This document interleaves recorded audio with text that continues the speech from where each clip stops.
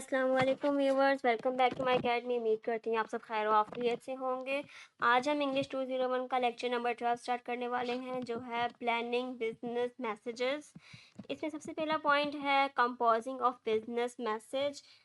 Business message लिखना एक process है जो हमें अपने आइडियाज़ को ऑर्गेनाइज और कंट्रोल करने में हेल्प करता है। ये कोई फिक्स्ड फार्मूला नहीं होता, बल्कि एक फ्लेक्सिबल प्रोसेस है जो 3 मेन स्टेजेस में डिवाइड होता है। सबसे पहला है प्लानिंग। सबसे पहला स्टेप प्लानिंग का होता है। इसमें ये चीज़ें आती हैं कि अपना पर्पस डिफाइन करो, यानी किस लिए मैसेज लिख रहे हो। ऑडियंस का एनालाइज करो, ये जो पढ़ने वाले उनकी नीड्स और रिएक्शन समझो। मेन आइडिया इस्टेब्लिश करो। कोर पॉइंट क्या है जो कन्वे करना है। चैनल और मीडियम सेलेक्ट करो, यानी क्या ये मैसेज ओरल होगा, रिटन या इलेक्ट्रॉनिक। उसके बाद है कंपोजिंग।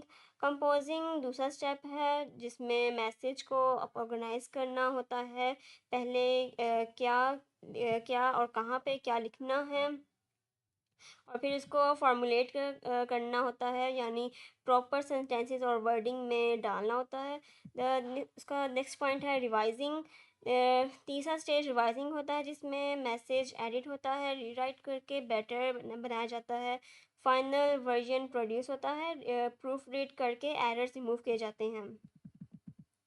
उसके बाद कुछ गाइडलाइंस है, guidelines for planning business message. उसमें सबसे पहला पॉइंट है शार्पनिंग योर स्किल्स। अक्सर लोग ब्लैंक पेज देख के घबरा जाते हैं। इस फियर को ओवरकम करने के लिए पॉजिटिव सोचो और सेल्फ टॉक करो। अपना क्लियर पर्पस समझो, अपने ऑडियंस को इमेजिन करो, प्रोडक्टिव इन्वायरमेंट क्रिएट करो, आउटलाइन बनाओ। स्टार्ट लिखना चाहिए, चाहे मिडल से स्टार्ट करो, ऑब्स्टेकल्स को स्टार्ट पे रख दो। उसके बाद है टेक्नोलॉजी। आजकल टूल्स जैसे माइक्रोसॉफ्ट वर्ड राइटिंग को फास्ट और इजी बना देते हैं। कोलैबोरेशन ऑर्गेनाइजेशंस में अक्सर डॉक्यूमेंट्स एक राइटर नहीं बल्कि एक टीम मिलकर बनाती है। तो नेक्स्ट पॉइंट है scheduling.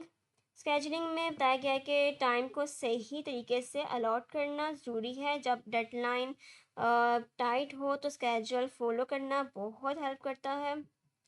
Defining your purpose. Purpose clear करना सबसे इम्पोर्टेंट स्टेप है।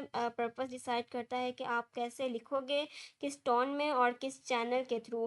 फॉर एग्जांपल, अगर अब बॉस ने कहा है कि वेकेशन पॉलिसी का मेमो लिखो, तो ये ब्रॉड टॉपिक है। पर्पस क्लियर करना और डिसाइड होगा कि एग्जैक्टली क्या लिखना है। अगर मैसेज का कोई प्रैक्टिकल पर्पस नहीं है तो आपको चाहिए नहीं है तो लिखने की ज़रूरत ही नहीं। अगर ऑडियंस के लिए इरेलीवेंट चीज़ें लिख दी तो मैसेज वेस्ट हो जाता है। एक्स्ट्रा इन्फो इंक्लूड करने से रीडर ओवरलोड हो जाता है। चैनल और मीडियम यानी ईमेल, लेटर, रिपोर्ट भी पर्पस पर डिपेंड करते हैं। उसके बाद है common purpose of business message. इसमें सबसे पहला है inform, persuade, collaborate. Inform means किसी को इन्फॉर्मेशन देना, परसुएड यानी किसी को कन्विंस करना, कोलैबोरेट यानी साथ मिलकर वर्क करना। इसके बाद है स्पेसिफिक पर्पस। जनरल पर्पस के अंदर स्पेसिफिक पर्पस होता है, जो क्लियर करता है कि एग्जैक्टली क्या अचीव करना है। उसके बाद है टेस्टिंग योर पर्पस। अपने पर्पस को टेस्ट करो। क्या पर्पस रियलिस्टिक है, क्या ये राइट टाइम है, यानी अगर प्रॉफिट हाई है तो आइडिया ज़्यादा एक्सेप्ट होगा। क्या राइट पर्सन डिलीवर कर रहा है, यानी कुछ लोगों की ऑर्गेनाइजेशन में ज़्यादा क्रेडिबिलिटी होती है। क्या पर्पस कंपनी के गोल्स के साथ मैच करता है। और है क्या पर्पस कंपनी के गोल्स को मैच करता है। तो ये कुछ टेस्ट है अपने, जो अपने पर्पस को हमें करना चाहिए। उसके बाद है ऑडियंस एनालिसिस। मैसेज लिखने से पहले ऑडियंस को समझना ज़रूरी है, यानी कौन है ऑडियंस, उनका प्रोबेबल रिएक्शन क्या होगा, सब्जेक्ट के बारे में कितना ऑलरेडी जानते हैं, रिलेशनशिप कैसा है, यानी इनसाइड या आउटसाइड ऑर्गेनाइजेशन, ऑडियंस साइज और कंपोजिशन क्या है, प्राइमरी ऑडियंस कौन है, क्या ऑडियंस स्केप्टिकल है, अगर हाँ तो ज़्यादा एविडेंस और ग्रेजुअल अप्रोच चाहिए। उसके बाद है ऑडियंस की इंफॉर्मेशन नीड सेटिस्फाई करो। हु वो क्या जानना चाहते हैं, वो क्या ज़रूरी जानना चाहते हैं, क्या मैं सारी इम्पोर्टेंट चीज़ें इंक्लूड कर दी हैं, क्या इन्फॉर्मेशन एक्यूरेट है, क्या मैंने उन पॉइंट्स को एम्फेसाइज किया जो उनको ज़्यादा मैटर करते हैं। मैसेज कंप्लीट होना चाहिए। मैसेज को कंप्लीट होने के लिए उसमें ये क्वेश्चंस के आंसर्स होने चाहिए, who, what, when, where, why, how. Message को इजी बनाने के लिए समरीज, हेडिंग्स, लिस्ट, चार्ट्स और ग्राफ्स यूज़ करो। उसके बाद है establishing the main idea.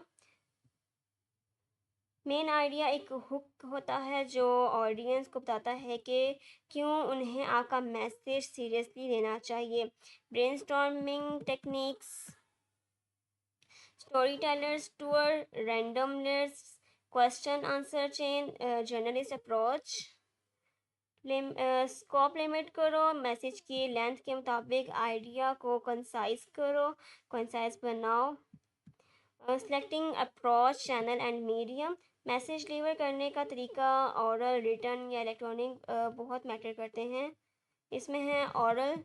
Oral medium जब इमीडिएट फीडबैक चाहिए, सिंपल मैसेज है और इंटरेक्टिव डिसीजन करनी है। रिटर्न मीडियम मीन्स जब परमानेंट रिकॉर्ड चाहिए, मैसेज डिटेल या कम्प्लेक्स है और लार्ज डिस्टेंस कवर करता है। इलेक्ट्रॉनिक मीडियम जब स्पीड इम्पॉर्टेंट है, टाइम जोन बैरियर क्रॉस करना है और परमानेंट रिकॉर्ड जरूरी है नहीं। तो ये था आज का हमारा लेक्चर। ये लेसन बेसिकली सिखाता है कि एक इफ़ेक्टिव बिजनेस मैसेज कैसे प्लान, कंपोज और रिवाइज होता है। अगर आप पर्पस क्लियर रखो, ऑडियंस समझो और मीडियम और राइट मीडियम सेलेक्ट करो तो मैसेज पावरफुल और रिजल्ट ओरिएंटेड बनेगा। तो ये था आज का हमारा लेक्चर। उम्मीद करती हूँ आपको अच्छे से समझ आ गया होगा। जो बात आपको समझ नहीं आई तो आप कमेंट सेक्शन में पूछ सकते हैं। फिर मिलेंगे एक नई वीडियो में, तब तक के लिए अल्लाह हाफिज़।